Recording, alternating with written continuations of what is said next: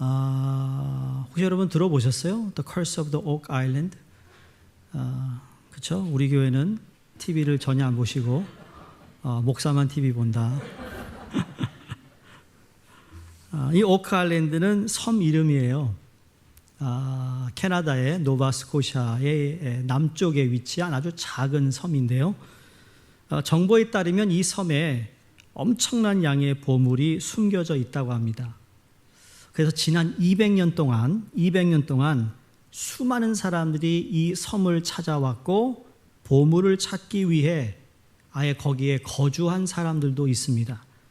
근데 200년이 지나서 오늘까지 여러분 보물을 찾은 사람은 한 사람도 없습니다.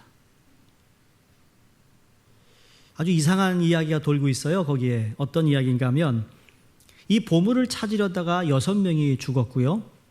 이 보물을 찾기 전에는 총 7명이 죽어야만 보물을 찾을 수 있다는 이상한 소리도 거기서 나옵니다. 보시면 이 쇼의 주인공이 리겐 마틴인데 이 두 형제가 청소년 시기 때 1965년 Reader's Digest라는 매거진을 보면서 처음으로 오크 아일랜드에 보물이 숨겨져 있다라는 그 글을 읽게 됩니다. 그래서 두 형제가 야, 우리가 저 보물을 언제가는 찾아보자라는 마음으로 그렇게 자랐는데 아니가 다를까 크게 사업을 이루고 난 후에 2014년도에 이 오크 아일랜드를 들어가서 보물을 찾는 일을 시작합니다.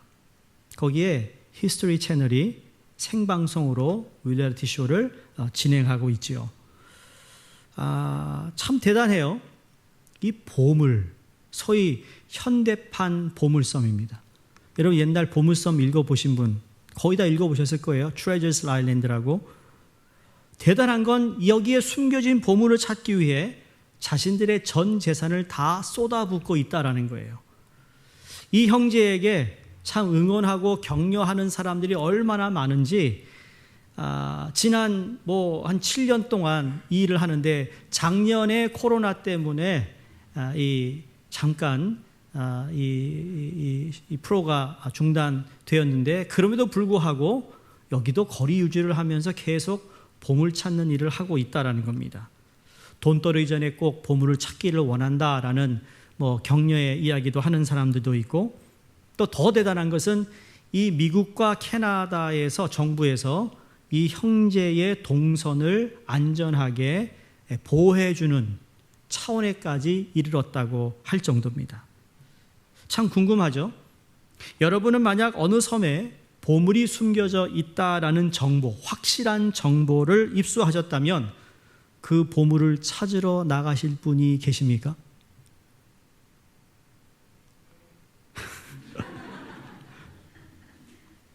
여러분 인생을 걸고 찾아보시겠어요? 인생을 걸 만한 보물이라면 여러분 한번 내 삶을 거기에 다 쏟아 부을 수 있겠습니까?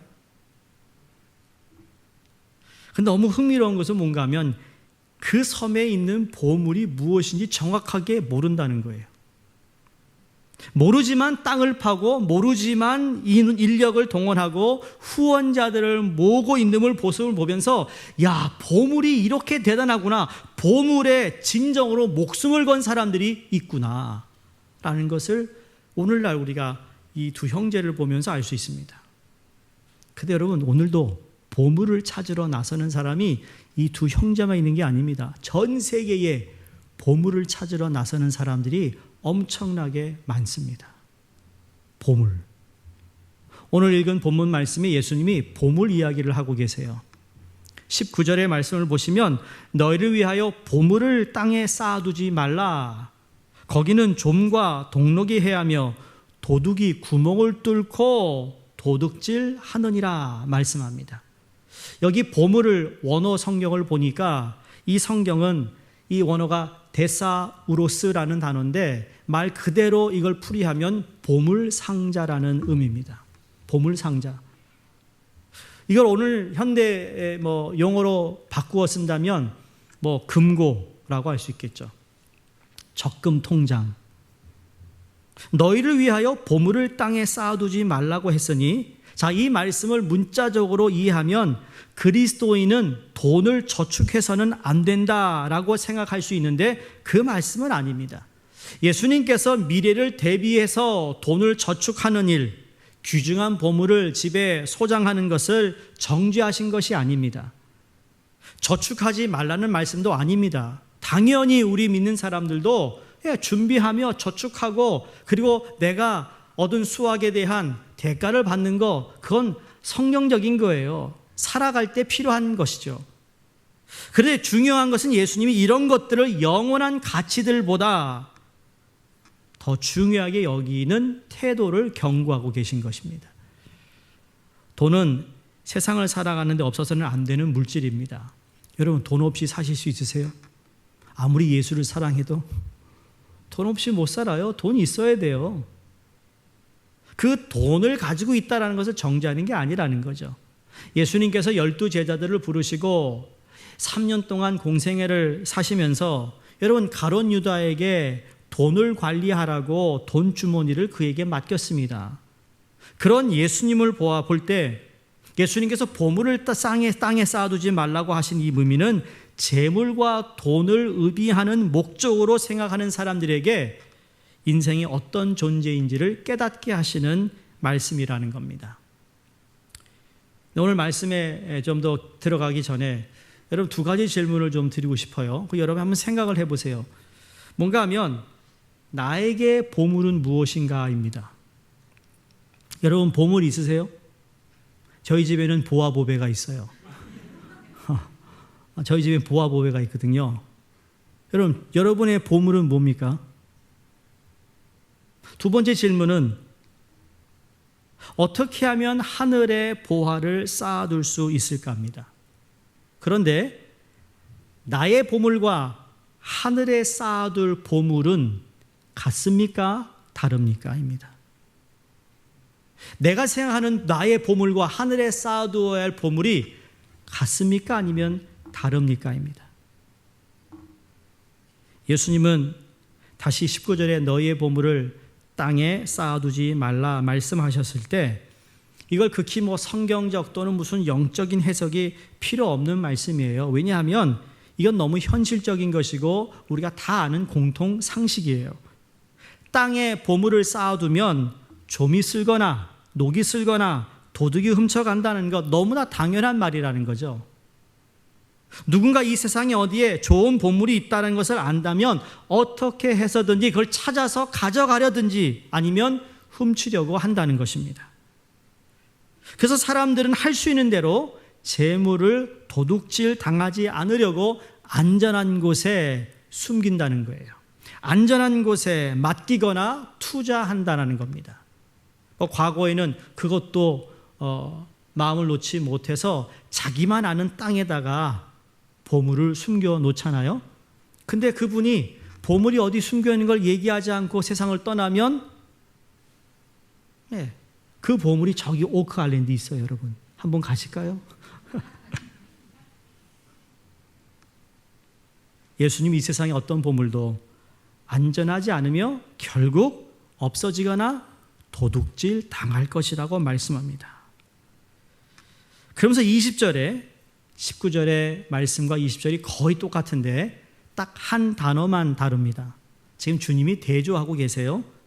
자, 20절에서는 보물을 하늘에 쌓아두라.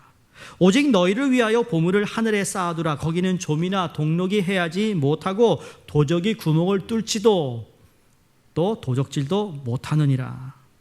하늘에 쌓여있는 보물은 안전하다고 주님이 말씀하고 있습니다. 땅에 쌓은 보물은 안전하지 않은데 하늘에 쌓은 보물은 안전하다. 하늘에 쌓아두면 아무도 도둑질을 못한다. 여러분, 이 세상에 아마 부자들이 가장 원하는 것이 그걸 겁니다. 자기의 재산을, 자기의 보물을 누군가가 가져갈 수 없게 할 수 있는 장치만 있다면 무슨 돈을 지불하더라도 그렇게 할 것이라는 거죠. 주님은 그것도 이렇게 말씀하시는 거죠. 이 세상에서도 재물을 하늘에 쌓아둘 수 있다고 말씀하시며 그것은 영구적으로 너희의 것이 될 것이라고 말씀합니다. 그게 너희를 위합니다. 자, 너희를 위하여 땅에 보물을 쌓아두지 말라. 그 다음에 너희를 위하여 하늘에 보물을 쌓아두라. 이 한 단어로 말미암아 그 결론, 그 마지막은 엄청난 차이가 있습니다. 땅에 보물을 쌓아둔 사람과 하늘에 보물을 쌓아둔 사람의 결론이 너무너무 다르다라는 것을 주님이 우리에게 깨닫게 하고 있는 말씀이에요. 그러니까 오늘 중요한 것은 보물이 그럼 무엇이냐라는 겁니다. 여러분, 주님이 말씀하시는 하늘에 쌓아두어야 할 보물이 무엇인가? 저는 보물을 이렇게 정의 내리고 싶습니다. 그 사람이 가장 가치 있게 생각하고 추구하는 것이 보물이다. 꼭 돈이 아니더라도 예를 들어 학문을 인생의 목표로 삼고 추구한다면 그 사람에게는 학문이 보물이 될 것입니다. 어떤 사람의 권력을 목표로 한평생을 달려왔다면 그 사람에게는 권력이 보물이 될 것입니다. 부자가 되기 위하여 한평생 돈을 모았다면 그 사람에게 있어서 보물은 돈이 될 것이라는 거죠. 그런 의미에서 이 세 가지 모두는 다 땅에 보물을 쌓아두는 것이라고 주님이 말씀하시는데, 학문도 권력도 돈을 모으는 것 다 필요하겠지만 우리 한평생 목표를 두고 추구하여서는 안 된다는 의미로 말씀하고 있다는 겁니다. 자, 여러분, 그 이유가 무엇일까요? 이건 무슨 대단한 어떤 지혜나 대단한 어떤 해석이 필요한 것이 아니라 주님이 그대로 말씀해 주셨잖아요. 다시 반복합니다. 왜 이 땅에 심는 것, 이 땅에 쌓아두는 것은 좀이 쓸고 동록이 해가며 도적에 구멍을 뚫고 도적질하기 때문이라는 거죠. 다시 말씀드리면 좀이 들고 그리고 도둑이 훔쳐갈 수 있는 것은 진정한 보물이 될 수 없다라는 이야기예요. 여러분, 오늘 내 캐시가 내일 다른 사람 손 안에 들어갈 수 있는 거 아세요? 오늘 내가 산 어떤 집이 여러분 수십 년 지나고 나면 내가 이 세상을 떠나고 나면 그 집은 내게 아닐 수가 있어요. 이 땅에 있는 것이 다 그렇다라는 거예요. 언젠가는 다 놓고 가야 할 것이라는 거죠. 예수님 당시에 그 당시에 보물을 크게 세 가지로 분리했는데 첫 번째는 옷이라고 합니다. 옷이 보물이었어요. 그래서 옷감, 돈 있는 사람들이 옷감을 사다 놓고 그것을 가지고 옷을 짓고 팔고, 또 둘째는 곡식이 보물이었습니다. 누가복음 12장에 보시면 어리석은 부자의 이야기가 나옵니다. 이 부자는 자기 밭에 소출이 많은 것을 보고 너무 기뻐하고 행복했습니다.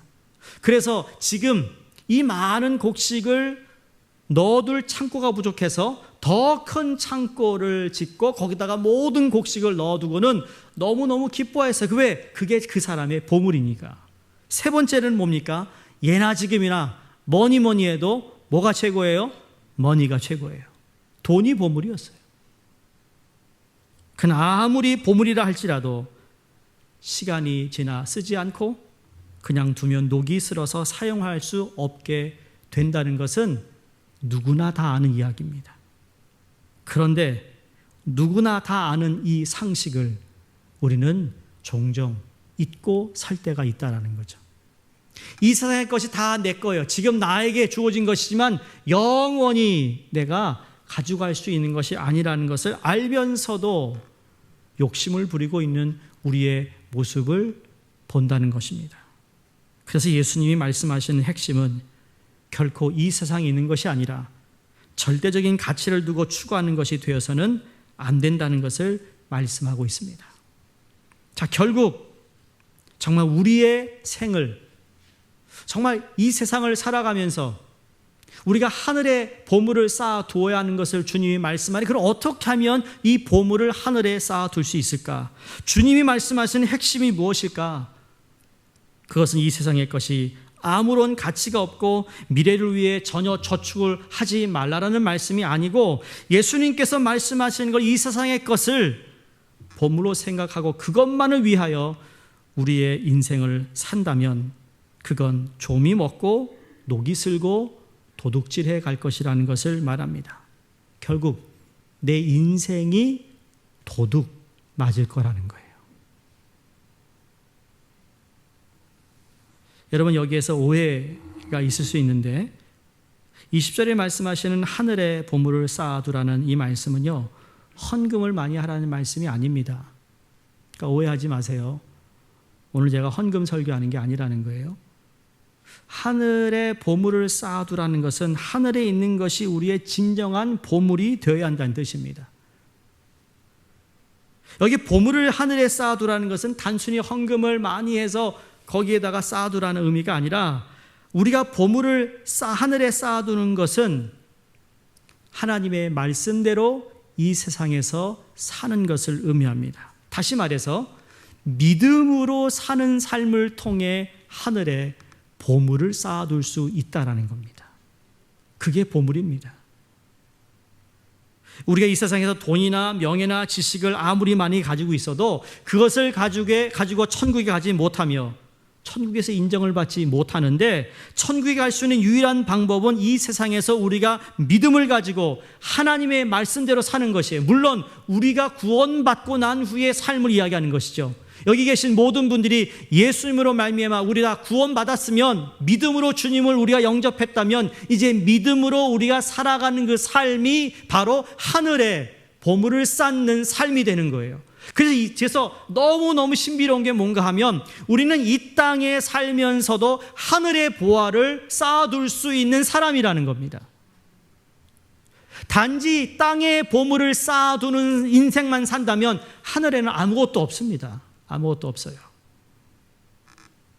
이 땅에서 믿음대로 살아가는 것, 그것이 바로 하늘의 보물을 쌓는 일이라는 거죠. 얼마나 이게 어려운 게 아니에요.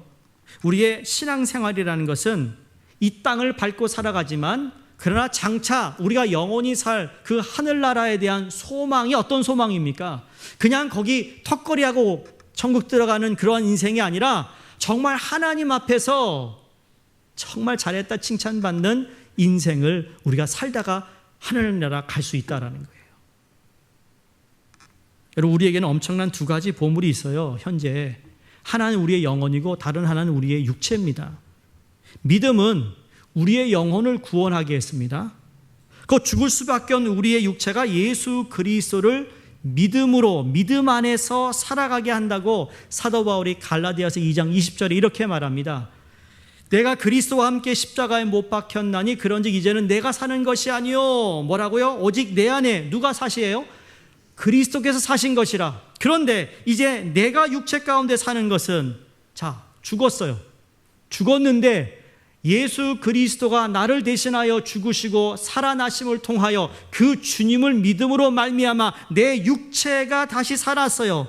나를 위하여 자기 몸을 버리신 하나님의 아들을 믿는 믿음 안에서 이제는 우리는 살아가야 된다고 말씀하고 있는 거예요. 이 부분이 이제는 내가 사는 것이 내가 잘나고 내가 잘하고 내가 재능이 있어서 하는 것이 아니라 예수 그리스도로 말미암아 내가 그분을 믿음으로 다시 부활하는, 다시 영생을 얻어 살아가는 이 삶이라면, 이 삶 자체가, 이 믿음의 삶이 하늘에 보물을 쌓는 삶으로 하나님이 그걸 우리에게 축복으로 허락하신 거예요. 하늘나라 가가지고 보물을 쌓는 게 아니고 우리는 이 땅을 살면서 하늘나라의 보물을 쌓아야 된다는 사실을 믿으시기 바랍니다.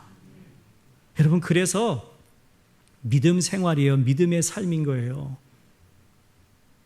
믿음으로 하는 모든 것은 하나님께서 기억하시는 거예요. 믿음으로 하나님을 기쁘게 하죠. 믿음으로 여러분 이 자리에 와서 예배를 드리고 있어요. 믿음으로 우리가 섬겨요. 믿음으로 우리가 봉사해요.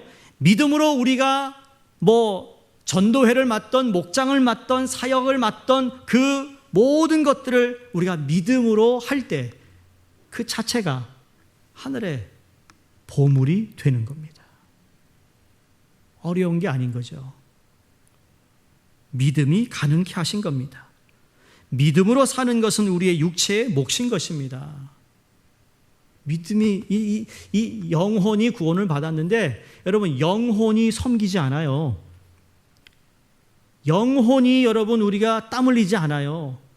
근데 우리의 육체, 우리의 몸이 그만큼 중요한 거예요.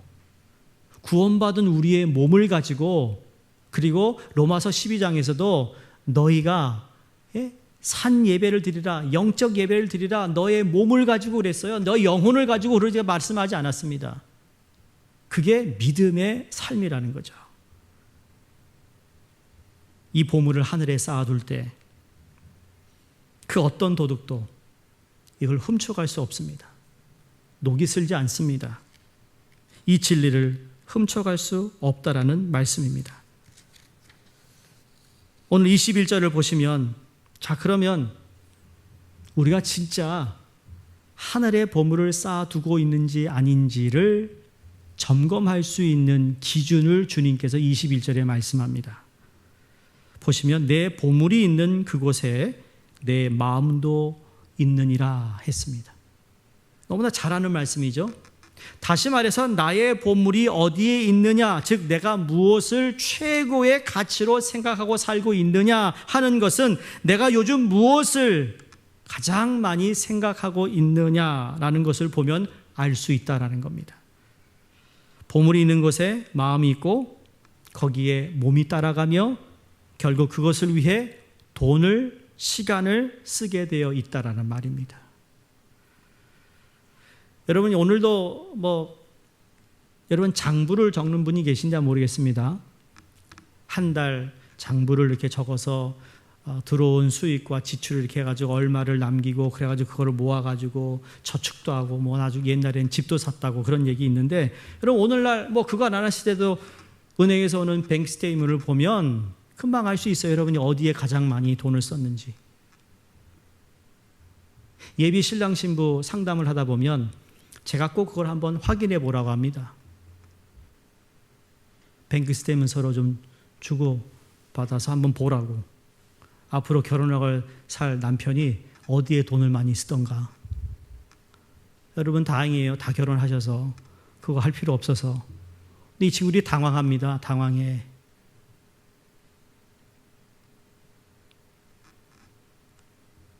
그건 당연한 거예요. 그거 보면 다 알아요. 관심이 무엇이며 어디에 돈을 썼으며. 그게 바로 보물이 있는 곳에 내 마음이 있다라는 것을 그대로 보여주는 것입니다. 근데 너무 재미있는 것은 그렇게 너희가 점검할 수 있는 이 기준을 말씀하신 다음에 이어지는 말씀이에요. 오늘 22절 23절에 보면 갑자기 눈은 몸의 등불이니 그러므로 내 눈이 성하면 온몸이 밝을 것이요 눈이 나쁘면 온몸이 어두울 것이니 그러므로 내게 있는 빛이 어두우면 그 어두움이 얼마나 더하겠느냐. 먼저 번 얘기하셨던 하늘에 보물을 쌓아두라는 말씀과 갑자기 눈은 몸의 등불이라는 것을 보면 이게 연결이 잘 되지 않는 것 같잖아요. 맞아요. 보물과 눈을 보면 연결고리가 없는데 보물과 눈의 관계에서는 관계를 찾기 어렵지만 그러나 눈과 마음을 보면 충분한 관계가 있음을 알 수 있다는 겁니다. 여러분 우리 몸에 많은 감각이 있지만 눈만 빛이 들어와야만 볼 수 있습니다. 손은 빛이 필요 없습니다. 듣는 것도 그렇습니다. 입맛도 그렇습니다. 걸어가는 것 모든 것 다 우리 몸에 있는 우리 육신에 있는 것은 빛이 없어도 다 할 수 있는 건데 유일하게 빛이 들어와야만 보는 게 뭐예요? 우리 눈이에요. 눈은 몸의 등불이라고 말씀하시는 것은 눈이 빛으로 물체를 지각해서 온몸에 그것을 알리는 역할을 한다는 뜻입니다. 물론 귀로 듣고 손으로 만지고 대략 우리가 짐작할 수 있지만 보는 것만큼 정확한 게 없는 거예요. 그래서 눈이 몸의 등불이라 하신 말씀, 몸이 빠르고 자유롭고 정확하게 움직이려는 이런 것이 여러분 우리 안으로 빛이 들어와야 하는데 그 빛을 받아들이는 기관이 바로 눈이라는 거예요. 이것이 없으면, 이것이 제대로 작동을 하지 않으면 빛이 들어와도 보이지 않는 거예요. 여러분 굴 속을 아무 빛이 없이 걸어간다고 생각해 보시기 바랍니다. 여러분 뛰어가지도 못할 것입니다. 우리는 계속 손으로 더듬으면서 한 걸음 한 걸음 조심히 나아갈 수밖에 없어요. 왜냐하면 눈앞에 아무것도 보이지 않기 때문이죠. 자, 주님이 하시고자 하는 말씀이 이겁니다. 우리로 모든 삶이 의미를 가지려면 빛을 받아들이는 눈이 제 기능을 발휘해야 한다는 겁니다. 자, 빛이 들어와야 내 마음에, 내 몸에 등불이 되는데, 예수님께서 말씀하신 눈이라는 것은 비유의 말씀이지만 우리 안에 하나님의 말씀을 받아들일 수 있는 기능을 말합니다. 자, 이 빛은 예수님이시고, 이 예수님은 말씀으로 이 땅에 오셨는데, 그 빛이 우리 안에 들어와야, 말씀이 우리 안에 들어와야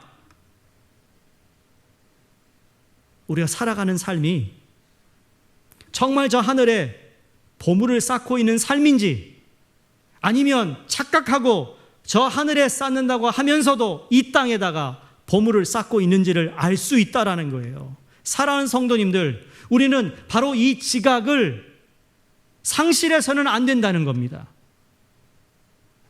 믿음으로 살고 말씀으로 살아가는 이 삶을 통하여 여러분, 우리는 하늘나라에 보물을 쌓아둘 수 있다는 사실을 믿어야 합니다. 눈앞에 아무리 빛이 비추어도 그것을 감지하지 못한다면 그 사람은 시력을 잃은 사람이에요. 마찬가지로 하나님의 말씀이 선포되고 하나님의 말씀이 우리 주위에 얼마나 많습니까? 그럼에도 불구하고 그 말씀이 내 심령에, 내 안에, 내 마음에 들어오지 못한다면 여러분, 그건 지금 큰 것을 잃어버리고 살아가고 있는 거예요. 교회를 100날, 1000년을 다녀도 그 말씀이 들어오지 못하는 한 우리는 정말 주님이 뜻하신 삶을 살아가기가 어렵다라는 겁니다. 아까 본문에서도 보았듯이 사람들은 자기가 가지고 있는 학벌을 지팡이로 생각하려고 합니다. 권력이 자기 앞을 인도해 줄 것이라 생각합니다. 여러분, 잠시는 그렇게 할 수 있겠습니다만 그건 영원하지 못한 겁니다. 바라기는 하나님의 말씀을 받아들일 수 있는 눈이 열리시기를 주의 이름으로 축원합니다. 바로 영혼의 눈입니다. 하나님의 말씀은 빛일 뿐만 아니라 영혼의 시각을 회복하게 하는 능력을 주십니다. 하나님의 말씀을 들을 수 있어야 우리의 모든 기관들이 효과적으로 움직일 수 있는 것입니다. 하나님의 말씀이 있어야 돈이나 학식이나 권력이나 모든 것들도 제대로 사용될 수 있는 것입니다. 모든 것을 다 얻었지만 하나님의 말씀이 없다면 이런 거나 마찬가지라는 거예요.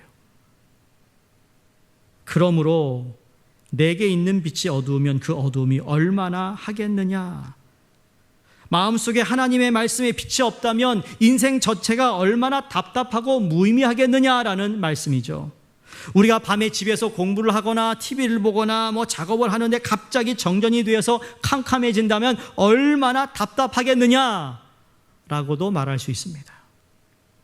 이스라엘 백성들이 하나님의 말씀을 거역하고 여러분 40년을 열심히 광야를 걸었지만 결국은 제자리로 돌아오고 말았어요. 하나님의 말씀이 없으면 앞으로 나아갈 수 없다라는 겁니다. 하나님의 말씀이 없으면 아무리 많은 돈을 투자하고 아무리 많은 수고를 해도 결국은 원점으로 돌아올 수밖에 없다라는 것을 성경이 우리에게 말씀해 주고 있습니다. 우리가 바른 방향으로 나아가려면 하나님의 말씀을 받아들이는 것이고 믿어야 하는 것입니다. 저는 여러분이 주의 이름으로 믿음으로 그것이 교회를 섬기는 일이나 아니면 성도들을 돌보는 일이나 아니면 여러분이 하나님이 여러분이 주신 그 은사와 재능을 믿음으로 잘 활용하는 일이나 이 모든 것이 하나도 땅에 쌓아두는 것이 아니라 하늘에 쌓아두시는 여러분의 삶이 되기를 주의 이름으로 축원드립니다. 마지막으로 오늘 본문에서 주님이 두 주인을 섬길 수 없다라고 말합니다. 이게 예수님의 결론적인 말씀이죠. 두 주인을 섬길 수 없다. 너의 인생은 하늘에 보물을 쌓아두는 거 아니면 땅에 보물을 쌓아두는 것이지 그 중간은 없다는 얘기예요. 너희가 돈을 추구하고 살든지 아니면 나든지 소위 디밀리터리 존이 없다라는 거예요. 한국에 38선이 그어진, 그렇죠? 거기는 누구 땅도 아니잖아요. 거기서는 아무런 액티비티를 할 수 없는 거예요. 감히 할 수 없는 거예요. 거기에 머물러 있을 수 없다라는 거예요. 오늘 본문에 한 사람이 두 주인을 섬기지 못할 것이니 혹 이를 미워하고 저를 사랑하거나 혹 이를 중히 여기고 저를 경히 여김이라 너희가 하나님과 재물을 겸하여 섬기지 못하리라. 여러분, 만약 한 종이 두 주인을 섬기지 못한다, 그 말은 두 주인으로부터 불신을 얻게 될 것이라는 거예요. 만약 어느 종이 너무나도 유능해서 두 주인을 섬긴다고 해보겠습니다. 주인을 속이고 두 주인으로부터 명령을 받습니다. 이 한쪽 주인이 어떤 일을 맡겼어요. 근데 갑자기 또 다른 주인이 똑같은 시간에 다른 일을 맡겼어요. 여러분, 그 종의 모습이 어떠하겠는가? 분주할 겁니다. 일이 안 될 겁니다. 결국 주인의 요구도 만족시켜주지 못하고 매만 맞고 쫓겨날 것입니다. 예수님께서는 결코 우리에게 돈이, 물질이 주인이 될 수 없다고 말씀하시는 것이고 이 땅의 가치가 주인이 되어서는 안 된다는 말씀입니다. 다시 말씀드리면 우리가 이 세상에서 돈을 목적으로 하여 살고 있다면 여러분, 결단을 내려야 합니다. 돈을 가지지 말란 얘기가 아닙니다. 돈이 여러분의 삶의 전부가 되면 안 됩니다. 뭐냐면 그것을 다 잃어버리면, 내가 가치를 두고 살았던 것들을 다 잃어버리면 이 땅에 나는 아무것도 남는 게 없습니다. 그러나 영원한 가치를 두고 살아가는 삶은 여러분, 내가 이 땅에 있는 것을 잃어버린다 하더라도 나는 여전히 하늘나라에 그 소망과 믿음으로 살아갈 수 있는 힘이 여전히 우리에게 있다라는 겁니다. 제가 여러분에게 부탁드리고 싶은 것은 하나님의 백성들에게 가장 위험한 것은요, 세상 사람들이 성공한 것을 따라하려는 것입니다. 세상 사람들의 성공을 따라하려 하지 마세요. 왜냐하면 하나님이 여러분에게 여러분을 통하여 하시고자 하는 일이 분명히 있어요. 믿으세요? 하나님이 여러분을 통해 여러분을 위해 하시고자 하는 일이 있는데 그것을 깨달아 거기에 믿음으로, 말씀으로 따라가 순종할 때 여러분을 통해서만 하나님이 역사하시는 일들을 우리는 보게 된다는 거예요. 우리는 그런 유혹이 있을 수 있습니다. 아무개가 이렇게 했더니 돈을 벌었더라. 맞아요. 그렇게 돈을 벌 수 있어요. 그러나 그 가운데 가장 핵심적인 것이 무엇이며 가치가 무엇인가, 그 사람이 추구했던 가치는 무엇이고 나는 어떤 가치관을 가지고 사업을 시작하며 내 비즈니스를 하며 내 직장 생활을 하며 내 가정을 일구며 내 자녀들을 양육할 거에 대한 이러한 분명한 주님이 허락하신 목적이 있어야 된다고 믿습니다. 말씀을 마칩니다. 한국에 지금은 고인이지만 조병화 시인이 계셨다고 합니다. 이미 세상을 떠나신 분입니다. 한국 문단에 대단한 영향을 끼쳤던 분이신데 그분이 연세 80쯤 되어서 자신이 살아있을, 내가 이제 앞으로 살아갈 날이 얼마 남지 않다라는 것을 느껴서 자기 서재에 있는 모든 책을 어느 대학 도서관에 다 기증을 하셨다고 합니다. 시인의 가까운 지인이 어떻게 지내시는가 해서 그분의 댁을 방문했더니 들어가자마자, 여러분 평생 시인이었으니까 얼마나 많은 책을 가지고 있겠어요. 근데 제일 먼저 눈에 들어오는 것이 서재에 책이 하나도 없는 걸 보면서 너무 안쓰러웠다라는 겁니다. 그런데 그 서재 안에는 두 통이 있더래요. 두 통. 한 통에는 한 통에는 버려야 할 것, 또 다른 한 통에는 쓰여진 글이 보니까 남겨야 할 것. 모든 걸 다 정리해야 하는 그 상황인데 이 노인 시인이 버려야 할 통과 남겨야 할 통을 거기다 두었는데 버려야 할 통에 지금까지 자기가 쓴 좋은 글들이 버려야 할 통에 다 들어가 있더래요. 남겨야 할 통에 보았더니 지금 이 시인이 근래에 쓰기 시작한 원고가 남겨야 할 것에 들어있다라는 겁니다. 여러분, 죽음을 정리하고자 하셨던 분이 버려야 할 것, 남겨야 할 것, 무슨 의미일까요? 어찌해서 좋은 것들이 버려야 할 통에 들어 있었을까요? 아마 이런 것 같아요. 살면서 본인이 좋다고 생각했던 것, 살면서 이게 가치 있다고 생각했던 그 모든 것들을 보니 참 자기가 엉뚱한 것에 가치를 두고 정말 말도 안 되는 것에 대해 좋다고 생각했던 것들은 버려야 할 것이 됐다라는 거예요. 근데 정작 남겨야 할 것은 뭔가 하면 바로 그것을 깨달은 내 모습, 현재 내가 정말 무엇에 가치관을 두고 살아야 될지를 깨달은 그의 글을 쓴 원고지가 남겨줘야 할 것이라는 것을 깨달았다라는 거예요. 사랑하는 성도님들, 지금까지 주님을 믿고 지금까지 잘 살아오셨잖아요. 그러나 우리도 한번 물어보겠어요. 내가 버려야 할 것이 무엇이고 남겨야 할 것이 무엇일까요? 이런 지금까지 내가 맞다고 생각하고 옳다고 생각하고 이것이 좋다고 생각했던 것, 물론 좋은 것일 것입니다. 이 시인도 많은 사람들에게 박수를 받았던 글들입니다. 그런데 정작 죽음을 두고 있던 그 앞에서 내가 내 인생에, 삶의 인생에 가장 가치 있는 것을 남겨둘 수 있는 것, 내가 저 영원한 곳에 쌓아둘 것이 있다면 무엇일까라는 생각을 이분은 분명히 했다라는 사실이죠. 사랑하는 성도님들, 무엇을 버리고 무엇을 남기고 가시겠습니까? 하늘나라에 보화를 쌓아두시기를 주의 이름으로 축원합니다. 이게 바로 너희를 위하여라는 말씀의 아주 핵심입니다. 이 일이 나를 위한 일이 아니라는 거예요. 하나님이 나를 위해서 너희들에게 하늘의 보물을 쌓아두라는 것도 아니고 나를 위하여 나 때문에 두 주인을 섬기라는 얘기가 아니라는 것이죠. 이건 결국 너희를 위한 것이에요. 나를 위한 것이라는 거예요. 여러분, 우리 하나님은요 정말 우리를 위해서 역사하시는 분입니다. 우리를 위해 우리가 잘 되는 것을 누구보다도 가장 원하시는 그 하나님의 마음을 우리가 알 수 있다면 오늘부터라도 하늘에 보물을 쌓는 여러분이 되시기를 주의 이름으로 축원드립니다. 기도하겠습니다.